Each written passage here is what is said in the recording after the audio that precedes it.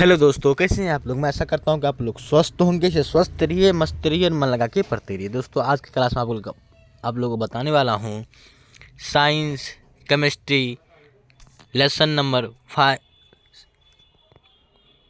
Chapter number 4 है दोस्तों, carbon और उनके यौगिक का लघु उत्तीर्णीय प्रश्न बताने वाला हूं।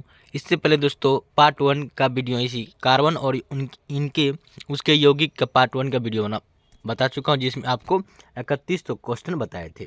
आज की क्लास में आपको उससे 31 से आगे क्वेश्चन बताया जाएगा। तो पार्ट 2 ये वीडियो है।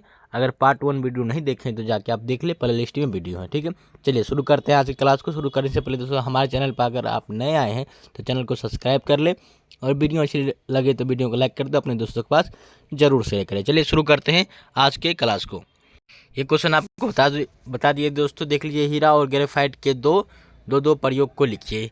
कल आपको बताए दोस्तों, क्या बताए थे कि हीरा के दो उपयोग क्या है। कांच का काटना, हीरा का उपयोग किस में किया जाता है, कांच को काटने में किया जाता है, आभूषण बनाने में किया जाता है। ठीक है, और ये ग्रेफाइट का उपयोग क्या किस में किया जाता है, स्नेहक के रूप में किया जाता है, और पेंसिल बनाने में ग्रेफाइट का उपयोग किया जाता है। ये आपको 31 तक कल क्वेश्चन बताए थे पार्ट 1 के वीडियो में। ठीक है, ये पार्ट 2 वीडियो है। पार्ट 1 की वीडियो में आपको बताए थे। ठीक है, वो वीडियो आप नहीं देखें जाके जरूर देखें। उसके बाद 31 के बाद चलिए बढ़ते हैं अगले क्वेश्चन की ओर।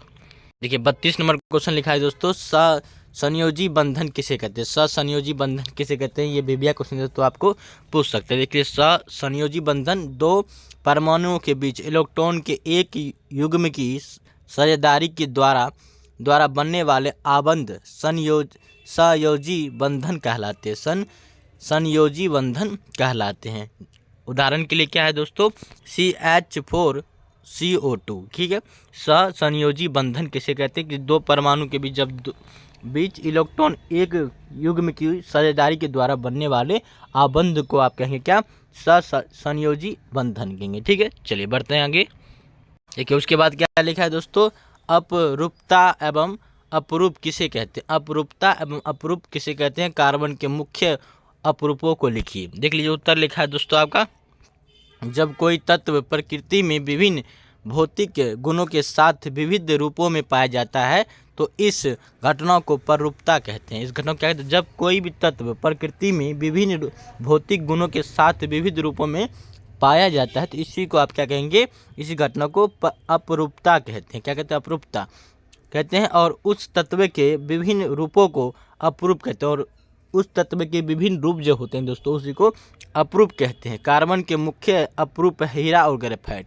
कार्बन के मुख्य अपरूप क्या है, हीरा और ग्रेफाइट। आप याद रखिए, आपको पूछ देगा ऑब्जेक्टिव में कि कार्बन के मुख्य अपरूप क्या है, तो आप बताएंगे हीरा और ग्रेफाइट। ठीक है, चलिए स्क्रीनशॉट ले लेंगे दोस्तों। बढ़ते हैं अगले क्वेश्चन की ओर।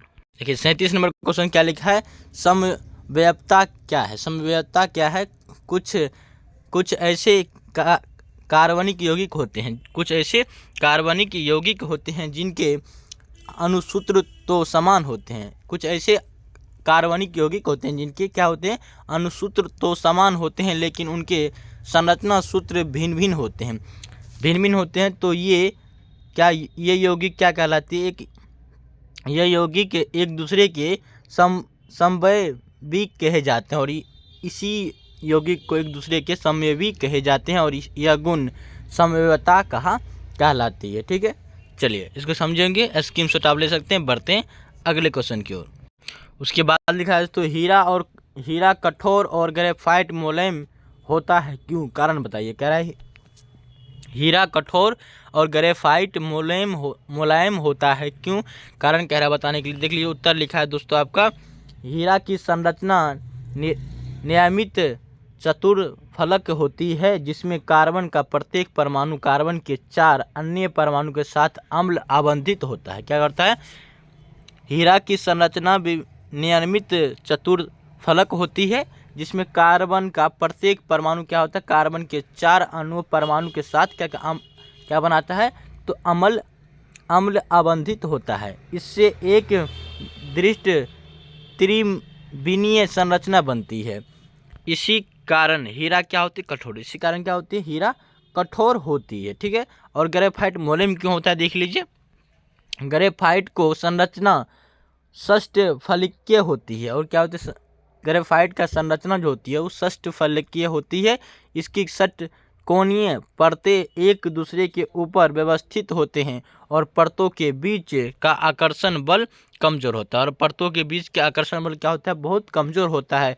इसी कारण ग्रेफाइट मुलायम होता है। इसी कारण क्या होता है, ग्रेफाइट मुलायम होता है। हीरा कठोर और ग्रेफाइट मुलायम क्यों होता है समझेंगे। चलिए स्क्रीनशॉट ले सकते हैं, बढ़ते हैं अगले क्वेश्चन की ओर। देखिए उसके बाद क्या लिखा है, उत्प्रेरक किसे कहते हैं। उत्प्रेरक किसे कहते हैं, हाइड्रोजनीकरण में किस उत्प्रेरक का उपयोग किया जाता है। हाइड्रोजनीकरण में किस उत्प्रेरक का उपयोग किया जाता है। पहले उत्प्रेरक किसे कहते हैं इसके बारे में जानते हैं। देख लीजिए उत्तर लिखा है दोस्तों आपका, उत्प्रेरक ऐसे पदार्थ को कहते हैं, उत्प्रेरक ऐसे पदार्थ को कहते हैं जो किसी अभिक्रिया की दर को बढ़ा या घटा देती है। उत्प्रेरक ऐसे पदार्थ को कहते हैं जो किसी अभिक्रिया की दर को बढ़ा भी सकती है, घटा भी देती है, लेकिन वे स्वयं अभिक्रिया के अंत में अपरिवर्तित रहते हैं।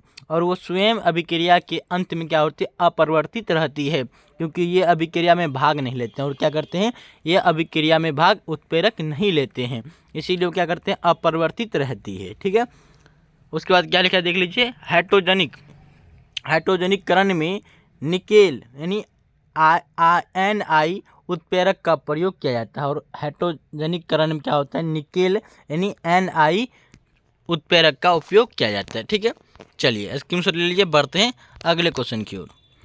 देखिए उसके बाद क्या लिखा है, निम्नलिखित को परिभाषित कीजिए। जितना भी कह रहा है दोस्तों, जैसे स्टोरीकरण अभिक्रिया और सामुनीकरण अभिक्रिया कह रहा है परिभाषित करने के लिए। ठीक है, देख लीजिए स्टारीकरण अभिक्रिया किसे कहते हैं, कार्बनिक सिलिक अम्ल एवं अल्कोहल की अभिक्रिया से एस्टाकर बनता है। एस्टाकरण बनने की इस विधि को एस्टीकरण कहते हैं।